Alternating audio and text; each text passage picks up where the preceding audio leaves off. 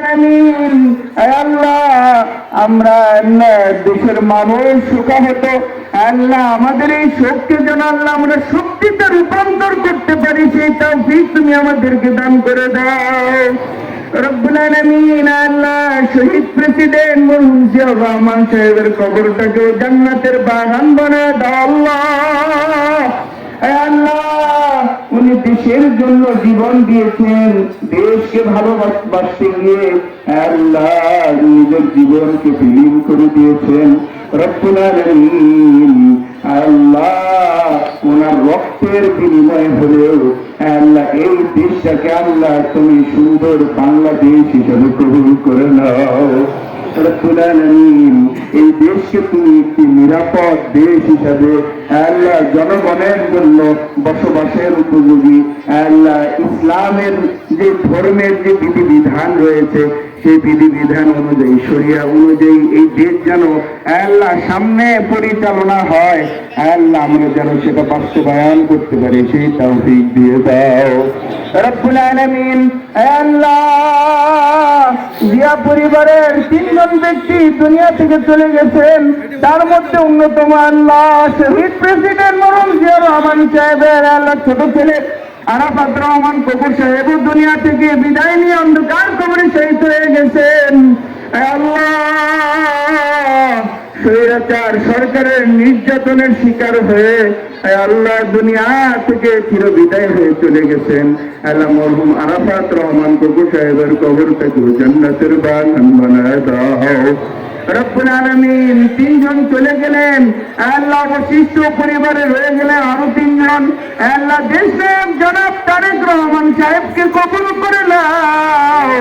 রব্বুল আলামিন আল্লাহ এই দেশকে আগামীতে দেশের দায়িত্বভার কাঁধে তুলে নিতে যে সমস্ত যোগ্যতা হওয়ার প্রয়োজন আল্লাহ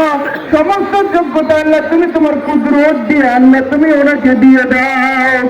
রব্বুল আলামিন আল্লাহ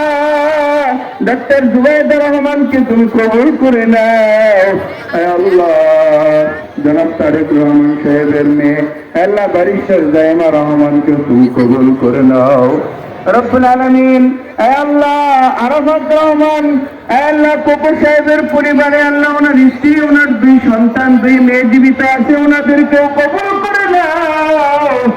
রব্বুল আলামিন আল্লাহ বিশেষ করে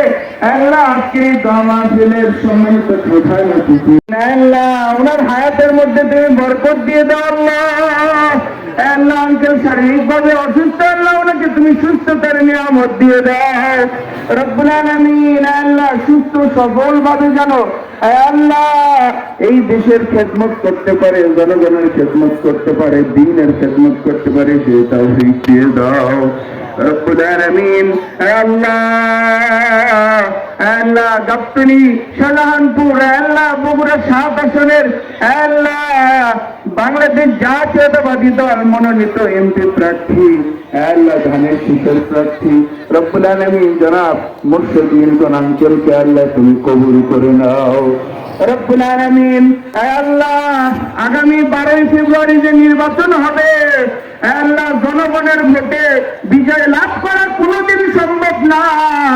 আল্লাহ তোমার কুদরত দিয়ে আল্লাহ ওনাকে তুমি বিজয় দিয়ে দিয়ে রব্বুল আলামিন আল্লাহ ওনার পরিবার পরিজনে আল্লাহ যারা চলে গেছেন ওনার আব্বা আম্মা দুনিয়া থেকে বিদায় হয়ে গেছেন আল্লাহ গত রমজানে ওনার বড় ভাইয়ের জানাজা পড়লাম আল্লাহ সকলের কবরগুলিকে তুমি জান্নাতের বাগান বানায় দাও রব্বুল আলামিন আল্লাহ জনাব মুর্শিদ মিল্টন আঙ্কেল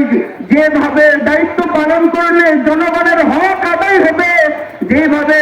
দায়িত্ব পালন করলে সুন্দরভাবে সঠিকভাবে আল্লাহ গাবতলী শাহজাহানপুর 7 আসন বগুড়া 7 আসন ভালোভাবে পরিচালিত হবে সেইভাবে দায়িত্ব পালন করবার তৌফিক তুমি ওনাকে দান করে দিও রব্বুল আলামিন আল্লাহ আজকের এই প্রোগ্রামের যারা অ্যারেঞ্জ করলো আল্লাহ সবাই ইউনিয়ন বিএনপি সহ আল্লাহ নামাজ নতুন ভাই সহ যারা এই আয়োজনের সাথে জড়িত রব্বুল আলামিন সবার এই মেহনতকে তুমি কবুল করে নাও রব্বুল আলামিন আল্লাহ এখানে যেন আমরা উপস্থিত হয়েছি আল্লাহ আজকের এই দোয়া মাহফিলের উসিলায় আল্লাহ তুমি আমাদের সকলের পিছনের জিন্দেগির গুনাহ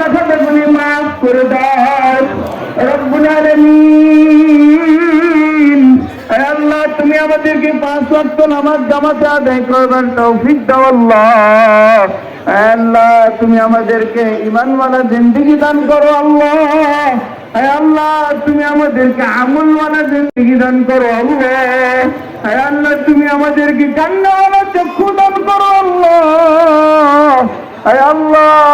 তুমি আমাদেরকে আল্লাহ জিকিরওয়ালা জিহ্বা দান করো আল্লাহ। আল্লাহ তুমি আমাদেরকে আখিরাতের ফিকিরওয়ালা কলব দান করো আল্লাহ। রব্বুল আলামিন, আল্লাহ তুমি আমাদের এই সমস্ত